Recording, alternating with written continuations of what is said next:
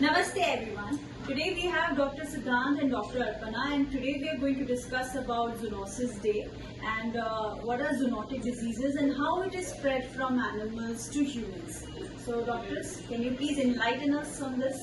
Zoonosis is nothing but diseases that can be transmitted from animals to humans. It's as simple as that. And there are two ways of transmission. One is a direct mode of transmission which occurs through direct contact with animals, touch through saliva or through body fluids of animals, urine. And there is an indirect mode of transmission which occurs through your food or through vectors such as mosquitoes, sandflies, etc. Right. So that is zoonosis. Right. So can you give us an example of direct and indirect In transmission? direct transmission, the transmission is majorly through saliva, Right. like in rabies. Right. Bite also in rabies. Urine, leptospirosis. Airborne is influenza. Then other body fluids are like fecal sample. Right. So these are all the means in case of eye secretions also it can happen. So these are all the ways of direct transmission.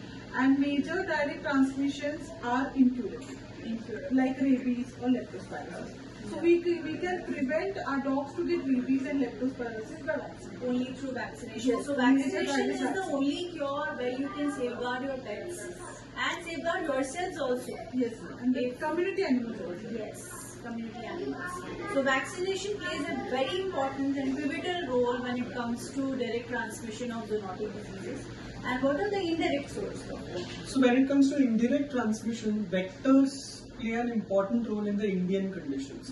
Vectors means mosquitoes, sandflies, houseflies, stable flies. These are all insects which can transmit infections from the animals to humans.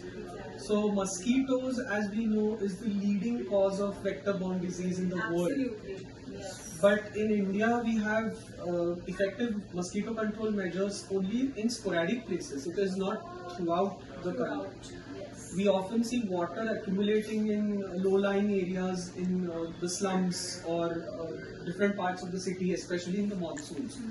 Especially areas that are at sea level or below sea level. The cities that are located at the coastline, these are prone to getting waterlogged in monsoons, and that is when stagnant water bodies are formed, and that is where the mosquitoes are going to breed. Yeah, and there's so many videos coming in where the government is urging get rid of the stagnant water, educate people. So we request everyone to educate your house help. You know, if they find something near their place of residence, if they see water is logged, they need to get rid of that so that these vector-borne diseases doesn't occur. And the way to get rid of that is to create effective drainage systems. Yes. So identifying in your locality which areas are low-lying, and then having drainage systems put in place in those areas so that whenever monsoon arrives and water accumulates there, it gets drained off effectively and doesn't stagnate. Yes. That is very important. Yes.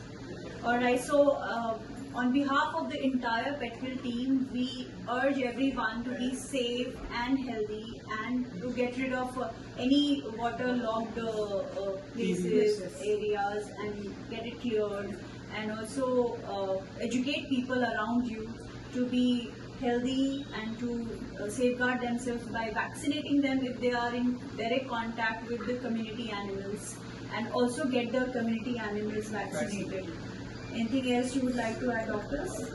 Just from the entire Petville team, we wish you a healthy and safe World Zoonosis Day. Thank you, everyone.